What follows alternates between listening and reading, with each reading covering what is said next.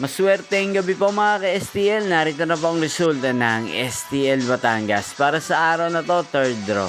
May 15, 2025, araw ng Huwebes.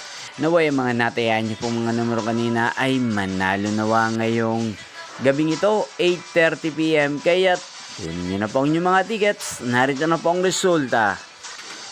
Ang mga numerong nanalo sa STL Batangas ngayong gabing ito, May 15, 2025, 8:30 PM. Third draw result, 24 at 30 in exact order. Sa lahat po ng tumaya kanina sa STL Batangas. Para sa third draw ng 24 at 30, congrats po sa inyo, panalo po kayo. Again, 24 at 30. At ngayong gabing ito sa STL Batangas, atin pong i-shoutout si Ate Sandy ng Batangas na lagi din pong nanonood sa channel na to. Shoutout po sa inyo, Ate Sandy.